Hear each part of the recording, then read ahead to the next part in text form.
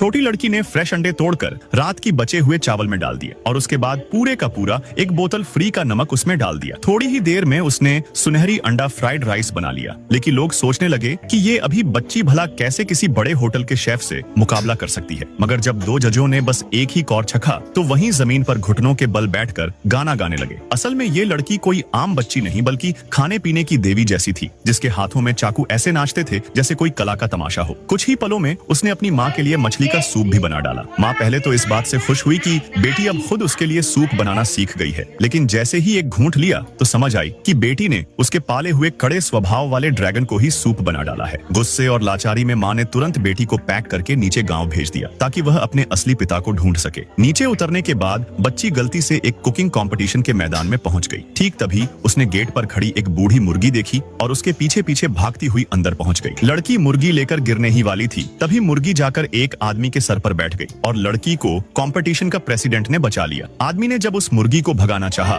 तो लोग उसे देखकर हंसने लगे और उसने अपनी बेइज्जती का पूरा इल्जाम बच्ची पर मढ़ दिया। यहाँ तक कि कहा उसे तुरंत बाहर निकाला जाए, मगर बच्ची ने साफ कहा कि वो अपने पिता को ढूंढने आई है और ये आदमी तो एक बच्चे को भी सहन नहीं कर पा रहा। उसी समय खान पान जगत का अध्यक्ष वहाँ आ पहुंचा। असल में यह कंपटीशन दो परिवारों की प्रतिष्ठा से जुड़ा था, एक तरफ प्रेसिडेंट का होटल और दूसरी तरफ उसके चाचा का। दोनों होटल लंबे समय से चले आ रहे पारिवारिक कारोबार से दोनों ही सेमीफाइनल पार कर इस फाइनल में पहुंचे थे। खान पान अध्यक्ष और जजों के पहुंचने के बाद कंपटीशन शुरू हुआ, लेकिन बच्ची ने देखा कि हर प्रतिभागी खाना बनाने से पहले उसकी तस्वीर को प्रणाम कर रहा है। वह हैरान होकर पूछ बैठी कि आखिर ऐसा क्यों हो रहा है। चाचा ने तुरंत डांटते हुए कहा कि बकवास मत करो, तुम जैसी नन्ही बच्ची भला दुनिया की मशहूर खाने की देवी कैसे हो सकती हो। मगर बच्ची बोली कि ये तस्वीर उसकी माँ ने बनाई थी। इस पर चाचा हंसने लगा। जल्दी ही दोनों पक्ष कुकिंग में लग गए। कुछ ही देर में दोनों तरफ से डिशेस तैयार हो गई, लेकिन प्रेसिडेंट को झटका लगा जब उसने देखा कि उसका ही एक शेफ चाचा से मिला हुआ था और जानबूझकर डिश गिरा दी। चाचा ने तुरंत ऐलान कर दिया कि ये तो आसान जीत है